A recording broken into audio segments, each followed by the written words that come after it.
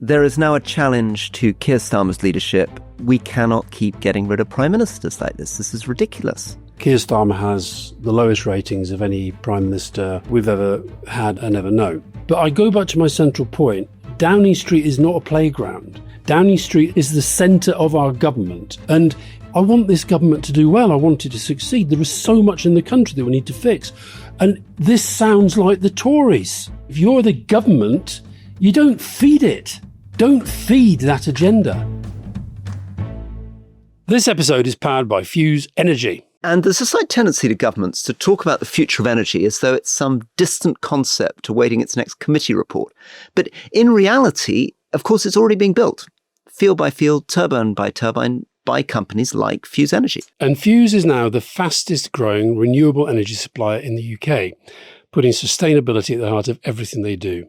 Their new solar and wind farm projects are helping to build a cleaner, more resilient national grid, proving that renewable energy can be both affordable and scalable. Every home that they power brings that future close to the present, whether it's panels catching light or turbines turning across the country. And this is progress which isn't measured just in targets and slogans, but in sunlight, in wind, in electricity, and a bit of British persistence. And progress is not always about shouting the loudest. It's about keeping the lights on intelligently and making clean energy something that everyone can afford. The energy transition isn't tomorrow's problem. It's today, and Fuse Energy is actually doing something to address it. So switch to Fuse Energy today using the code POLITICS to save on your energy bills and help power a cleaner, more sustainable future.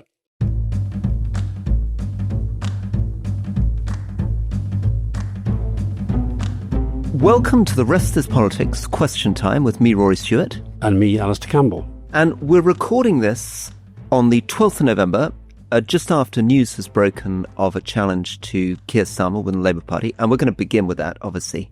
And we're recording slightly later. But we're also doing some other very interesting things in this Question Time. We're looking at issues such as votes for 16, 17-year-olds.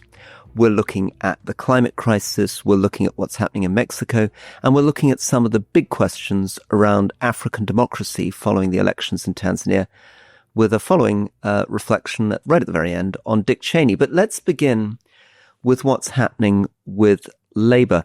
And can I start, Alistair, with the thing that puzzles me? I look at my newspapers, I open it, and there's a very straightforward story going on, which is there is now a challenge to Keir Starmer's leadership, and the Labour Party is expecting that shortly after the budget, Wes Streeting or some other senior Labour figure, the Health Secretary, is going to make a move to topple Keir Starmer as Prime Minister. And I take it at face value, but I immediately pick up somewhere under the surface that people like you who understand how Number 10 works and journalists know there's something else going on, that this isn't just a straightforward story that some journalists uncovered, that somebody's pushing something. Anyway, over to you. Well, so you and I last night were at Hammersmith Apollo talking about all sorts of things with 2,500 people. And we were asking them all sorts of difficult questions. Well, some straightforward questions, but the one that really sort of hit home to me, we asked them, if at the next election, Keir Starmer is leading the Labour Party and Nigel Farage is leading the Reform Party, which of those two do you think is going to be Prime Minister after that election? And I was expecting something around, because it was a pretty progressive, London-y, probably quite Labour-y audience. I was expecting something around about 80-20. It came up at 55-45, Starmer, Farage. As you keep saying, Keir Starmer has the lowest ratings of any Prime Minister, with the possible exception for a few days of Liz Truss, that we've ever had and ever known. So into this febrile mix, deliberately to insert this story that if the budget goes tits up and the public don't like it, Wes Streeting is manoeuvring to make a challenge. When you say, I know how this works, you have to stand back a little bit and think, okay, what's going on here? The first thing I do is I look at some of the bylines. So the byline in The Guardian was Pippa Crerar. Now, a lot of political journalists, and including on the broadcasts and the broadsheets and the tabloids, they're only really interested in trivia, they're interested in personality spats, they're interested in all the ups and downs. Pippa Crerar tends not to be like that. So I thought, this is not just some lunch that she's sort of, teased out a few sexy quotes. Somebody has made this decision. And then it spills out onto the BBC and they say, number 10, allies of the Prime Minister saying this, that and the other. Now, my point is that number 10, the Prime Minister, most important job in the country, the team that works for him should 24 hours a day, including in their sleep, they should understand their words are his words. You cannot, and sometimes I went over the top and sometimes I would say things in a way that Tony Blair wouldn't afterwards have liked or whatever.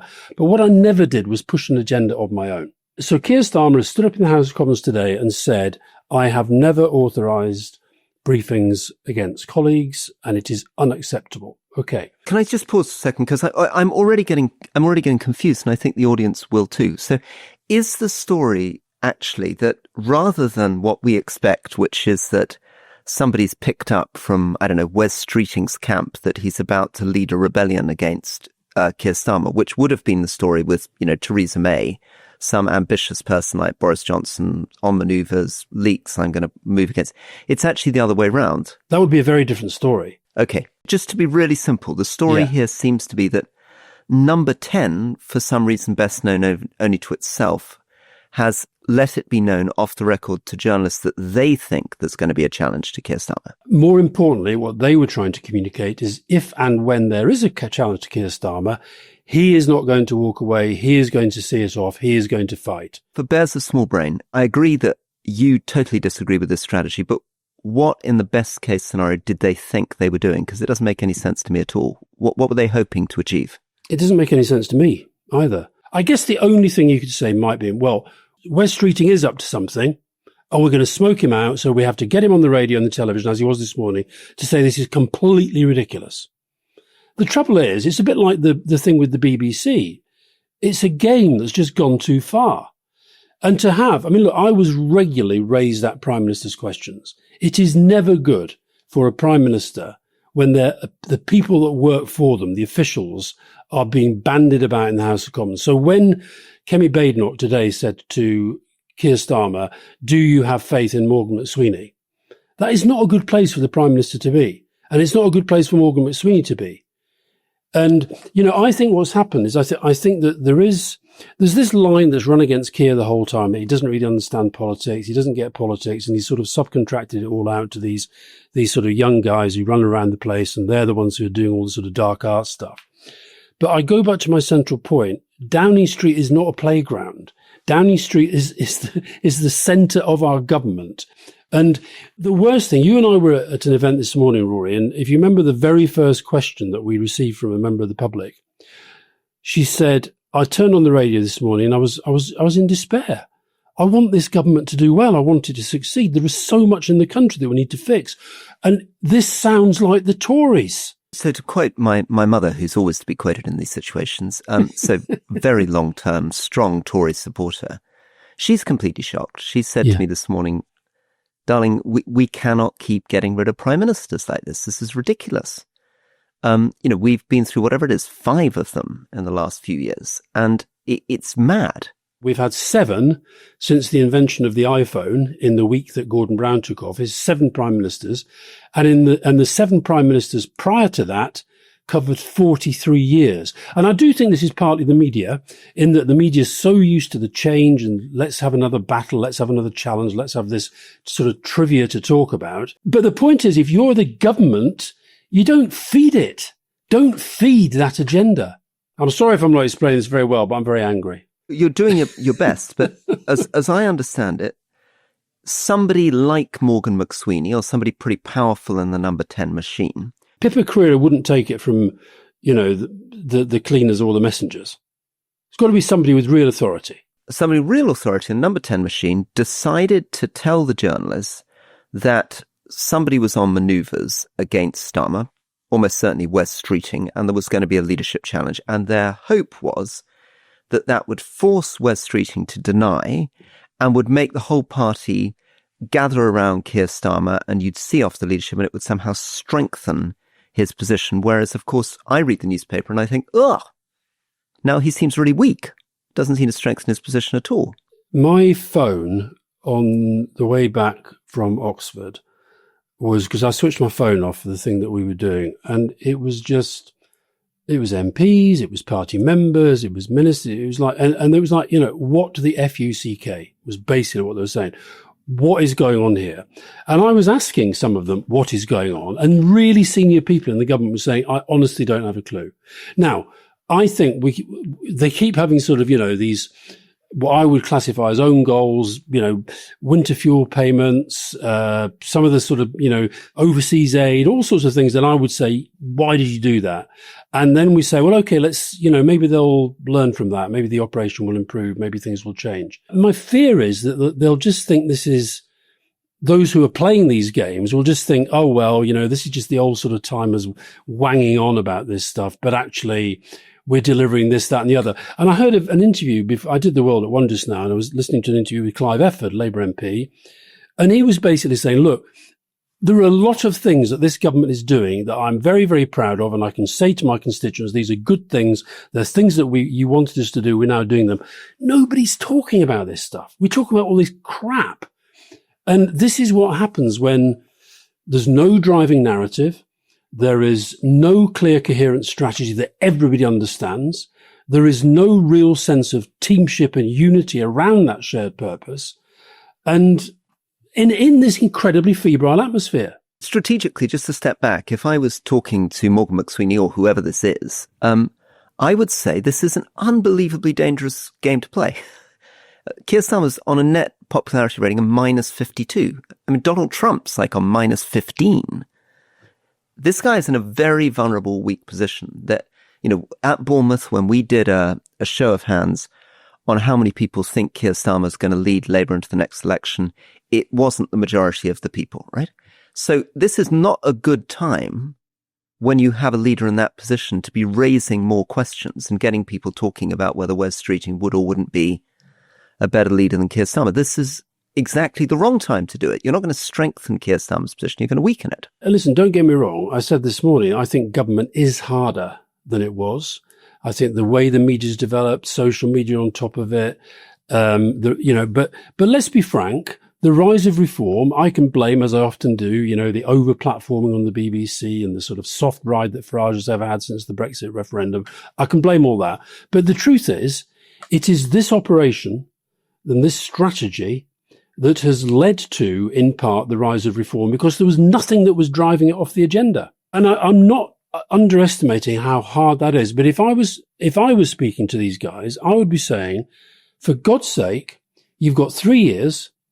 Governing is not the same as campaigning. You need different sorts of skills. You need a campaign mindset all the time, but you need different skills for effective government. Govern, for God's sake. Make the changes you said you were going to make. Use this massive majority to positive effect and have a positive, compelling narrative story about the future. That's what I would say. And I've been saying it till I'm blue in the face, which is why I'm getting really pissed off. Final thing. If you were Keir Starmer, what would you say to the member of staff who'd leaked this? It's not a leak, is it? I mean, a leak is where you've sort of got a piece of information, but this is somebody briefing a concept and an idea. Look, I'll tell you how these things sometimes work. There are sometimes situations, let me take to rather than the personality stuff, which I'll be honest, sometimes happens, but let's take it to something like the Northern Ireland peace process, where you think we can actually make something happen that we want to happen by briefing a chosen journalist or group of journalists a particular story that we feel confident they will project in a way that helps us meet our objective. That goes on. Okay. I wouldn't have done stuff like that without talking to Tony, probably talking to Jonathan Powell and saying, what do you think? Should we do that? And they would say, yeah, okay. Or maybe be careful or do this or whatever. So I'm imagining, when I saw this, I thought, sure, look, because Keir Starmer hates this stuff. That's one thing I know about Keir. He doesn't actually like doing much media. He doesn't think he thinks that politics is far too much about the media and what the media says and does. So I don't believe he would have said, yeah, I think it'd be a great idea to do this. So if somebody has done that without any sense of reference to the Prime Minister, representing him, representing the institution of the Prime Minister's office in Downing Street, I would probably say that is the last time you ever do that. I might even go further and say, assuming that's the first time you've done that, which I suspect it isn't, it is now the last time. Cheerio. I would not piss about. And you'd make that clear to all the staff, wouldn't you? Whoever did You this would, is in and trouble, therefore this it would isn't become happening clear again. to the public as well.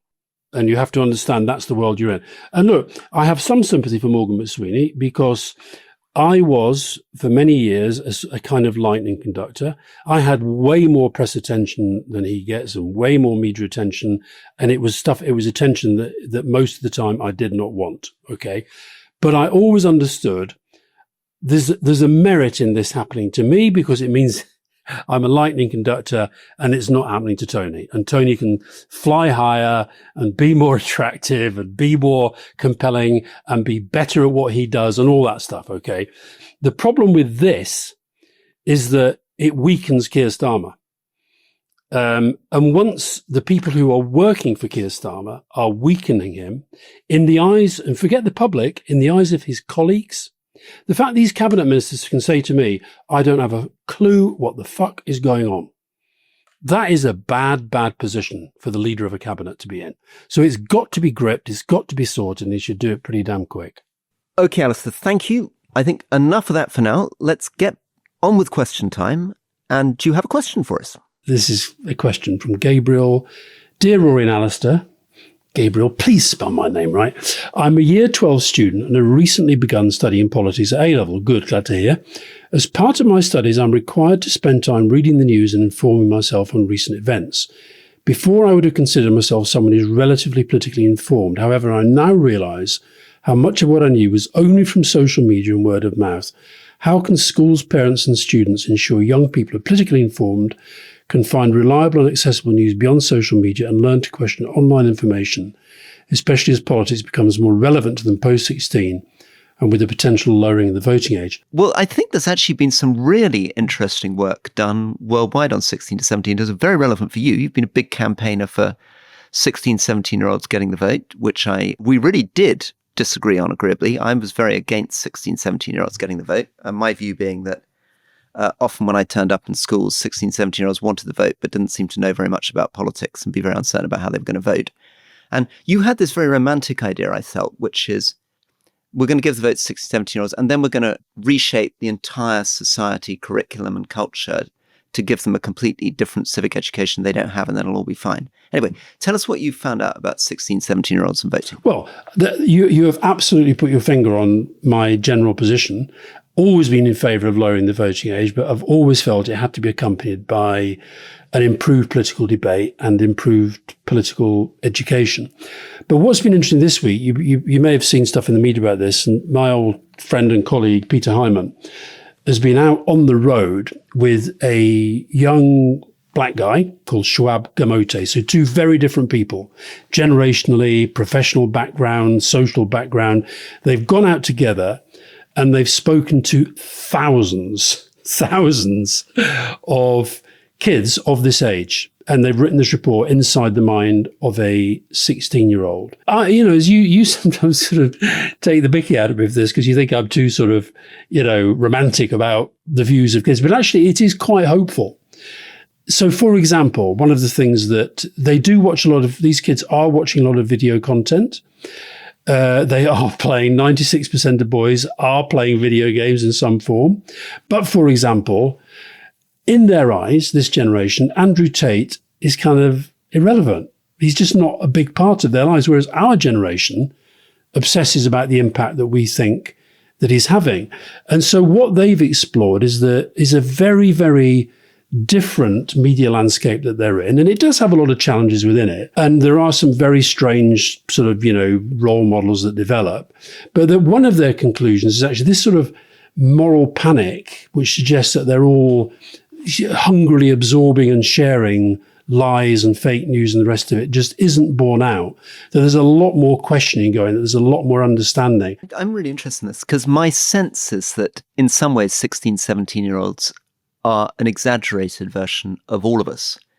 And I find this even with my kids, that actually it's not quite that people are childlike. They're increasingly kind of world weary and cynical about almost everything. Even at quite a young age, my children are incredibly good at poking fun at traditional narratives and questioning teachers and questioning authorities and being very skeptical of advertising. They can do good imitation of you and I promoting brands. And so I think 16, 17-year-olds are obviously incredibly smart, very logical, very consistent in their thinking often, and very aware of a media landscape where everybody's trying to sell them stuff.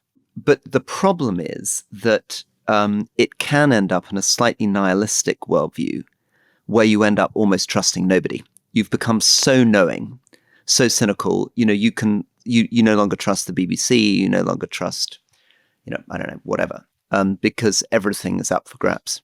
And sadly, that's actually quite an opportunity for the populists. That it's even though they may be equally cynical about Farage, Trump, and Andrew Tate, the general atmosphere that it creates isn't very good for thoughtful discussion around politics. That's true. However, one of the conclusions that Peter and Schwab's report comes to is that when you compare their views of the stuff that they're consuming, when it does relate to politics, with, say, the views of an elderly person who has spent their whole life reading a tabloid newspaper of a certain political slant, that they will have much more informed and reflective views than the Daily Mail or Daily Mirror reader who relies entirely on one political viewpoint. Except you've also been sharing other stuff that we've seen over the last few months about how there is a disproportionate number of young people rejecting democracy, favouring authoritarian governments, interested in military rule. So it'd be interesting to see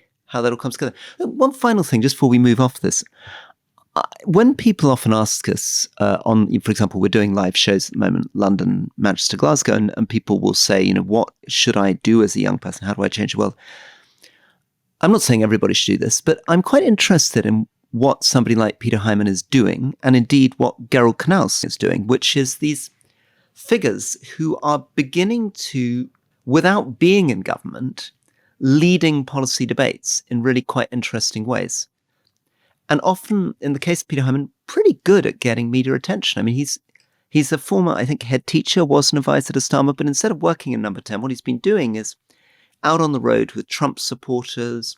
Then he got very interested in the grid. Now he's very interested in 16, 17-year-olds, and he's quite good at sort of shaping policy debates. And I wonder whether that's also interesting, the way that people can now use things like Substack to help develop arguments. Well, I'll tell you, I mean, Peter worked with me and as part of our team when we were in power. Andy was with us in opposition as well.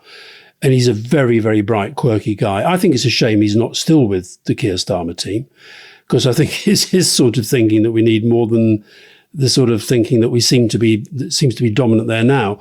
I also do think you mentioned the thing about strong, the desire for strongman leadership. One of the things that comes through this report is that there is a desire for strength in leadership, and there is a desire for clarity in communication. We talked on the main episode about Mamdani, and we talked about Farage and Polanski as these two sort of poles of this sort of communication. And I think they do need more of that. And the other thing, they're very, very, very focused on knife crime. Can't understand why governments can't do a better job of dealing with it. But here's the thing to sort of maybe cheer you up, because we have a sense of, and I often say, look, why shouldn't young people be pissed off? They're the first generation in history to grow up without a guarantee they're going to be better off than their parents. But of all the thousands that they have talked to, 84% are optimistic that they will have better opportunities than their parents had. So I think there is more optimism out there than maybe we think. But listen, we'll put the full report in the newsletter because it's quite long, it's quite chunky, it's got a lot of data in it. But it's a good read. And I promise that next week we won't mention Peter Hyman, okay?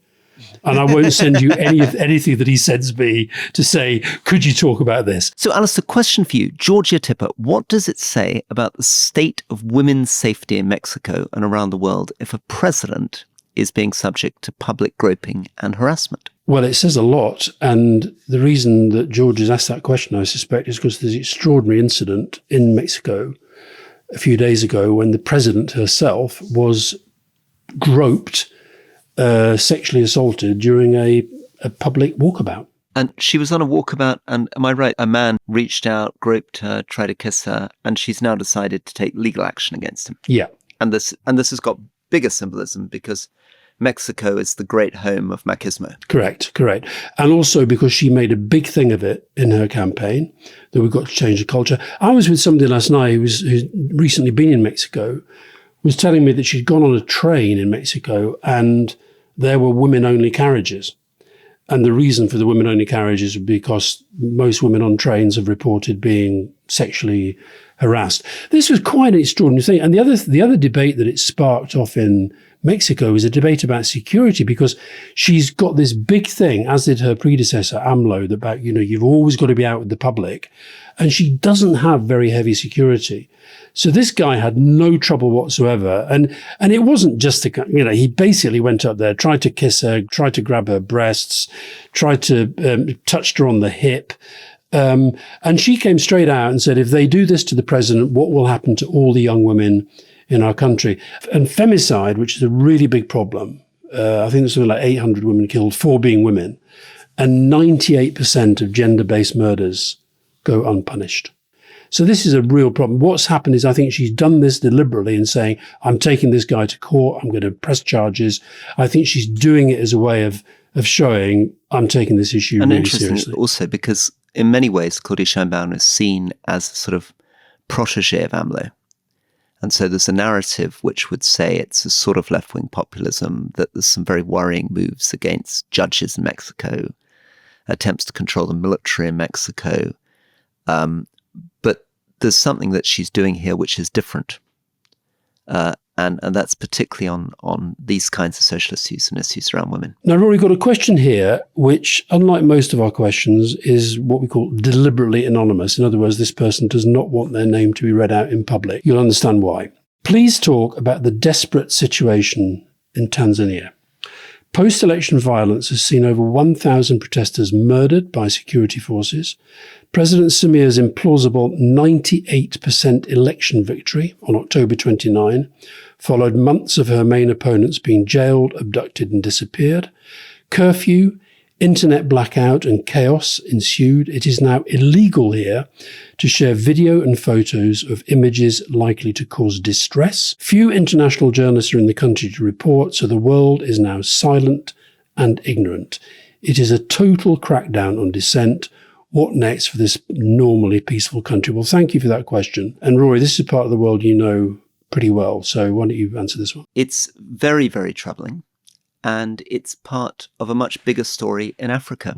Broadly speaking, for listeners who don't follow sub-Saharan Africa all the time, in the 1970s, Africa was dominated basically by authoritarian rulers and military governments. During the 90s, there was an amazing explosion of democracies. There were these transitions in Zambia and Malawi and Ghana and Mozambique and Namibia and Tanzania, where the end of the regime of Julius Nyerere was followed by multi-party elections. Tanzania, in some ways, was a bit of a success story. It was a place which was showing good results on education, quite good results on development. When you were being optimistic, when you were in office in the 90s, you would have had a story that Nigeria had transitioned from military rule, Kenya had transitioned from basically strongman rule. East Africa, Southern Africa, of course, South Africa, going through this democratic transition. Now, fast forward to today, Africa is in a very, very different situation. There are still some countries which are fully, going in a democratic direction, including really big cornerstone countries like Nigeria, Kenya, South Africa. But there is the authoritarian story. You were talking about how much you liked Ethiopia. Ethiopia, very much authoritarian, just coming out of civil war. Rwanda, authoritarian, where again, you get election results like this up in the 90% for Kagame. Other countries, we've talked about Sudan, Somalia, Congo, Central African Republic, which are on the edge of civil war. There's been the coups in the Sahel. So that's Mali, Burkina Faso, Niger, Gabon, being taken over by military coups. And Tanzania being a kind of representative of, elections take place, but basically the opposition is intimidated, driven back, and it's essentially forms of one-party rule. She followed on from somebody I knew reasonably well called Magufuli, who I went to visit in Tanzania and who I stayed in touch with, who became a COVID denier. He had a scientific background, but he appeared on television, I think testing a watermelon for COVID, saying COVID was all a fake, and then he managed died. to died of COVID himself. Here's the final thing for you, just before I come back to you on Africa. Tanzania only became independent from Britain 4 years after you were born. And by 1961, the population of Tanzania was 10 million people, when the population of Britain was 53 million. By 1989, when the fall of the Berlin Wall happened, the population of Tanzania had already doubled to 24 million. By 2004, when you were in the Labour government, the population was at 37 million, when the UK population was then at about 60 million. Fast forward to today, 2025, the population of Tanzania is 70 million. It's larger than the population of the United Kingdom. So it's gone from 10 to 70 million in your life. I'm loving the way that you're sort of making it sound like I'm somehow responsible for these. You're responsible for the whole thing. And I hold you particularly responsible for the fact that in 2050, the population of Tanzania will be 137 million. Wow. And what's your amazing stat about Nigeria, which I always quote? So 1 in 10 children born in the world will be born in Nigeria by 2050, and 40% of the world's population will be sub-Saharan African by the end of this century. Yeah. Actually, one thing I do want to come back to at another point, it's too big a subject just to sort of cover off now, but is this issue of what's going on with Christians in Nigeria and why the American right is getting so engaged and so involved in this. Your point about the one-party state. So the opposition leader, a guy called Tundu Lissu, he was arrested prior to the vote, so he couldn't stand. His deputy had already been charged with treason. And although there's not been an execution since the mid-90s, treason can carry the death penalty. And as our anonymous questioner said, there have been hundreds being charged with treason. So that is a pretty firm, keep your mouth shut sort of charge. And now the deputy secretary general of the opposition Chadema party, he's also been arrested. So the top 3 of the opposition party are now basically in jail. So it's grim stuff. I was going to say, Rory, if you, perish the thought, if you were a dictator running a sham democracy, what proportion of the vote would you tell your people to give you? I mean, 98%. Yeah. It just is too much. I remember talking to a friend of mine who was a journalist visiting Iraq in 2003 when Saddam had got, I think, 99.8% of the vote. Yeah. And he said to the spokesman, pretty impressive, 99.8% of the spokesman said, in fact, this may be an undercount. He may have got more.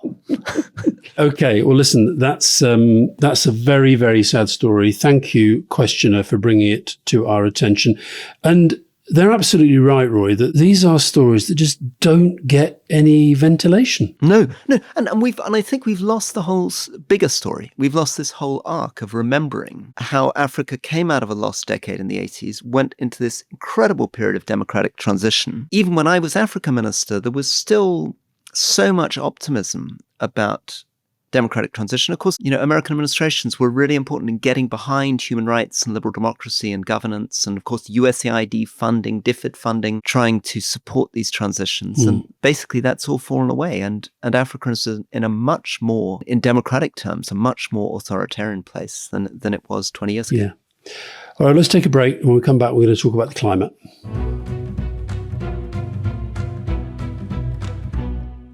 This episode is brought to you by HSBC UK. Okay, here we are, Alistair. Question came in from one of our listeners, in fact.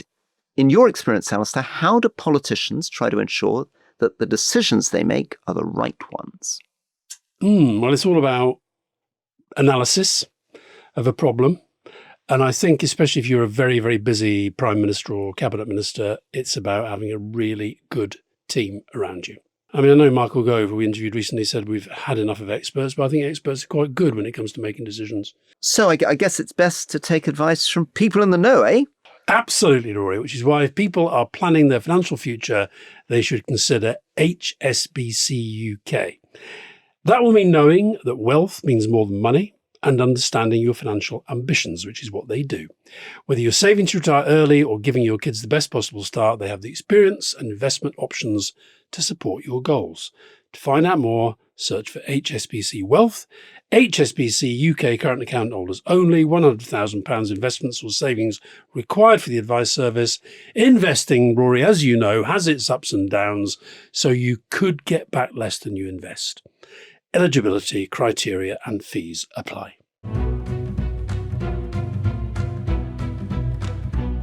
Welcome back to the Restless Politics Question Time with me, Rory Stewart. And me, Alistair Campbell. So, Alistair, next question, which I think is directed to some extent towards you. Rachel DeHaye's London. Dear Rory and Alistair, I am the woman from the Hogan Lovells event on Thursday night.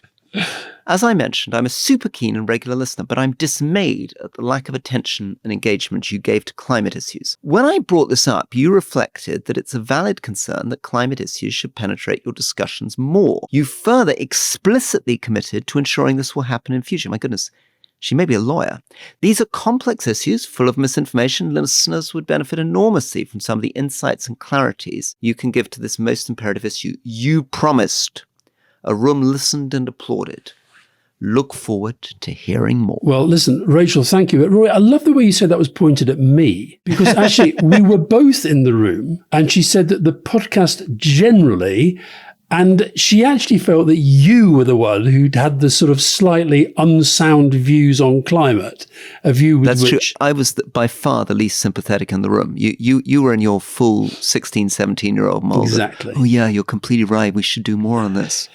And I was like, there's all these other issues we need to talk about. I think she's right. And what was we should tell our listeners and viewers who weren't at this event, as she introduced herself, said, I'm a Trip Plus member. So we both sort of groveled and said, well, we love you more than everybody else in the room. But then she sort of basically said, well, I don't have a question, I have a point. You don't talk about the climate crisis enough. And I think she's right. Anyway, Rory, guess what happened on the following morning? No, the following morning, as I was thinking, how can we talk about the climate? Next week, I was sitting there and my phone pinged with a WhatsApp message from none other than Jonas Gahr Støre, one of you. Oh my goodness, my heroes. One of your heroes, the Prime Minister of Norway. And he said, greetings from early morning at COP in Belém. This is the COP that's been going on in Brazil. Just heard your latest on climate. That was you and I talking about climate, where you said some very kind of non-progressive things. That's me, Rory. You, Rory. Well, yeah. And I've said that, that wasn't Jonas saying that was me saying that. Jonas goes on, I am persuaded that progressives make a huge mistake, Rory, that's me saying Rory, if they glide with populists away from targets and away from constantly innovating the methods and means. So here is an example of innovation from this COP. Rainforest preservation, probably the most significant climate measure to date. He then tells me about a new kind of cooperation that Norway launched with Indonesia and Brazil back in 2008, when basically, essentially, you were paying countries for not logging. And he says they've spent $5 billion American dollars since then. Despite some ups and downs under Bolsonaro, for example, 50% decrease since Lula came back, this joint effort with several states has had huge effects. We estimate the climate gas emissions saved represent several times Norway's annual emissions. He then goes on to explain a new fund, the TFFF, which is being launched alongside other partners, including the World Bank, Tropical Forests Forever facility. And he goes on, explains what it is. But the point he's making, Rory, is that just because Trump's not there, just because Putin's not there, just because Modi's not there, just because Xi Jinping's not there, we shouldn't back down from the fact that those who do believe the climate crisis is real, do believe that governments have to take a lead, they have to bring up with initiatives like this. 100%. I think this is a really, really interesting subject. I've been mesmerized by what Norway's doing here. Norway's an interesting example of a relatively small country and therefore a relatively small development budget, even when it's trying to get to 0.7%. But what they chose to do is specialize. And they really chose to lean into this question around forests. And you're always posting your trees of the day. But at the back of this story is, of course, the fact that particularly the Amazon rainforest, but also the Indonesian forests in places like Borneo, are the lungs of the world. And if we lose those forests, the effect on climate is unbelievable. The effect on carbon is unbelievable. The effect on biodiversity is unbelievable. One of the things that's been happening, of course, in Indonesia is a lot of logging for replacement with monoculture palm oil plantations, and in the Amazon, logging in order to grow soybean or to pasture cows, which we all eat in Britain, right? And we come back to this issue that one of the things that fundamentally is so wrong with what we're doing in Britain is we're setting fake targets on our own production, not on our consumption. Basically, what we do is we pat ourselves on the back by deindustrializing Britain and pushing our food production to other countries, but we continue to consume just as much energy and eat just as much food. Are you not repeating the same huge mistake here, Roy, that Jonas says you made last week? Well, what I'm trying to do is say what he's doing is the right thing to do, and it would be wonderful to see Britain doing the same. Because one thing that we really need to think about in the Amazon is often when they log and then put intensive agriculture in, forest soils are incredibly thin. You imagine because of a rainforest that it's very rich soil. It isn't. And it's exhausted very quickly. And so the land is then abandoned. So about a third of what was previously rainforest has just been abandoned. It's kind of empty land. So reforesting, replanting the rainforest there is absolutely vital. And this is one of the things that I really was proud of when I was the Defence Secretary of State. I doubled our international development spend on climate and the environment. I put that in the single departmental plan. I made that my big launching thing. What we should see as the British government, given that we've shrunk our aid budget so much, is to take a leaf from Norway's book. And I'd almost like them to go and say, on the basis of this question, okay, we're getting in behind Jonas Gahr Støre. We're going to focus on reforestation. We have huge expertise in the Forestry Commission, in our universities around this. Why don't we get into the single big play, which I think is not just stopping deforestation, but replanting the Amazon rainforest? Well, he did say in his message that the UK was one of the countries that is working with him on this. He also says, Rory, here's another opportunity for you to plug your new book. One of the conditions that Norway is stipulating about the fund is that at least 20% of the new fund must go to indigenous peoples and local communities, Rory. Q plug Middle Land. Q plug Middle Land. Absolutely. Thank you very much. So yeah, thank you for everybody who's buying Middle Land. And thank you for everybody who's taking an interest. It is not just about local democracy. It's about local communities, indigenous communities, working landscapes, small farmers, and the ways in which we think in Britain, as much as elsewhere, about what we can do to make this thing that's so precious to our culture, so vital for our food systems, properly understood and supported by governments and loved by us. I've got a little bit of news for Rachel, partly inspired by you, and also partly because I went into a bit of a defensive mode afterwards. I thought, well, yeah, she's got a point, but also we have done quite a lot of good interviews on leading with a very, very strong environmental theme. Ed Miliband, most obviously, I guess, but also Bill Gates actually was to some extent about climate and the environment. So was Kate Raworth. Absolutely. And also Dieter Helm, the energy economist, Christiana Figueres, who set up the COP process, and Emma Pinchbeck, who chairs the Climate Change Committee. Here's an idea for you, Rachel. We'll put together a single episode package of some of those interviews. I'm not saying this is an excuse for us not to talk about climate. We are going to talk about climate more. That is a promise made, promise kept. Just remember, I'm Labour. And there we go. We'll do that. We'll put it out soon. Very good. Okay, well, here's my final question for you, Alistair. From Alex Frobes. Alistair, what are your memories of Dick Cheney? Oh, I have many. Alex, go to volume 4 of the diaries. Younger listeners, just remind people, he was famously a Secretary of Defense and then Vice President for George W. Bush and has just died. And the father of Liz Cheney, who was the Republican who stood up against Trump. He was also, prior to his own political career, the youngest White House Chief of Staff, aged 34. He was Mamdani's age when he was Chief of Staff. He was one of the most consequential figures of the Bush era. No doubt at all. You've heard me say often, Rory, because you know how obsessive I am about punctuality, except when I'm very occasionally late. But that George W. Bush had a real thing about punctuality and didn't let people late into meetings unless they were Dick Cheney. He had a lot of power. I found him, it's interesting, I've actually written a piece about him for the New World because I do think he's a consequential figure. And I think it's also very interesting. At the time, we thought, my God, this guy's so right-wing. He and Bush have emerged as sort of voices of calm, temperate moderation compared with what has followed. And I guess that shows you a trend, because I think you can probably make the case that Reagan was to the right of Nixon on many issues, and then Bush was to the right of Reagan, and now what we've got with Trump is way to the right of anything we've had. The one that I knew in that period a little bit and corresponded with a bit was Donald Rumsfeld. Well, they were very much a pair. You've got to see them together. And Rumsfeld, I think, was the youngest Secretary of Defense and then the oldest Secretary of Defense. So there was this weird thing that with both of them, he'd brought in these people who'd been young stars and were now very old and had gone into the private sector. Yeah. One of the things that always made me a bit uneasy about Cheney was that he'd been connected with Halliburton, which became the big American contractor on the ground in Iraq. And I remember when I was stuck for stuff in my office in Iraq, when I was living in Iraq, you had to go to a little shipping container where there was a Halliburton contractor who would charge you an unbelievable amount of money to get a new broken plastic chair to come in. Everything had to be done. It was like a sort of one of these ghastly sort of privatization contracts where they put a cross past 30% and a plastic chair which you could buy in the market for $30. I wasn't allowed to buy in the market for $30. It had to be delivered by Halliburton for about a cost of $300 taxpayer. We're back to the stuff you talked about in the main podcast about this mixing of politics and business that we talk about in the Czech Republic. I mean, we're seeing it in America now, but it's always been there to some extent.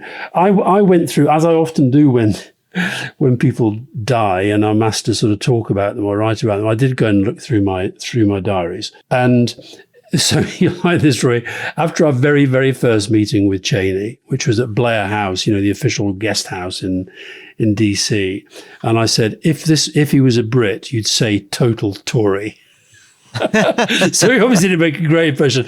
And then there was another point after 9/11, because I'd been involved working with the Americans on a sort of coordinated communications and strategy during the Kosovo War. Karen Hughes, who was working in Bush's team, she asked me to send out all the papers that I'd written at that time. As a result of which, she asked me to go out and speak to the Pentagon and the State Department and others.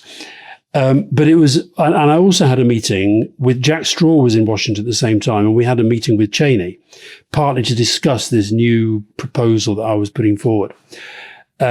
And it was really interesting talking to Karen and talking to the people in the State Department and everybody else. They will say, "Are you seeing Cheney? Will you be seeing Cheney? Does Cheney know about this?" There was very much, he was a kind of, so it was made obvious to me, if you didn't have Cheney on board, this was going to be quite tricky. So we had this meeting and I said, this is what I wrote, he had cold, slightly menacing body language, listened very intently without giving much away. Now, as it happened, he did kind of put a tick on it and away we went. But then we had this, one of the most extraordinary meetings I've ever been at was at Camp David in the build-up to the Iraq War, when Bush had accepted Tony's argument that they should try to take the whole thing back to the United Nations and at least try to get another resolution. And Cheney and Rumsfeld thought this was a absolutely terrible idea. And we didn't know that Cheney was going to be at this meeting. And what it dawned on us that Bush wanted Tony to persuade Cheney. And it was fascinating. And he sort of did. He wasn't, listen, he was pissed off. There's no doubt about that. But he did in the end agree. And there's one bit where one of the things I quite liked about Bush, he didn't just sort of do the talk with the fellow leader. He would always try and bring other people in and say, and at one point he said to me, he said, you're always going about anti-Americanization. What is all this anti-American? What's it all about, this anti-Americanism? I see it everywhere. And I said, well, I just think sometimes when you say democratization, people think you actually mean Americanization. You think the whole world should be like America. And Cheney, who had said very little, he's just sitting there with his arms folded, he said, "So, we stopped talking about democracy, huh?" I said, wow. No. Well. So totally missed the point. Well, or wanted to only selectively hear. Very grouchy. Very, very, very grouchy. But I mean, a huge figure and probably the most powerful vice president there has ever been. Also want to just recommend for people who want to get deeper into it, there's an extraordinary documentary called The World According to Dick Cheney that takes you all the way back to his childhood, his time working on pylons, and we'll put a link into it to the newsletter. But my favorite bit from it is that he's hired to take the vice presidential search forward by George W. Bush. Yeah. That was his job. He was meant to be finding who the best vice president would be. And he concluded, not very surprisingly, after a few weeks of searching, that the only man amongst 300 million Americans who could really do the job was himself. I don't think he quite put it like that, but I think he managed to drop the seed into George Bush's head. I think the way he did it actually was to produce completely implausible candidates till eventually Bush, in total horror, fell back and said, "Why don't you do it yourself?" And Cheney was like, "Oh, I'd never thought of that." Well, if you're serious. The other thing, whenever he came over to see Tony, of course, John Prescott was Deputy Prime Minister, so technically Cheney's opposite number. So JP would often want to make sure there was a bilateral with Cheney before he saw Tony. And I mean, some of those conversations were absolutely brilliant. I mean, that was chalk and cheese in so many ways. But it is extraordinary that, and did you notice, this goes to the small-mindedness of Trump. Trump didn't put out a single comment about Cheney's death. Oh, wow. Not a thing, not a word. Okay, Rory, well, I'm seeing an awful lot of you at the moment, aren't I? Because we've got another show tonight in Hammersmith, Tuesday. We've got another one tomorrow. Then we're off up to the best country in the world.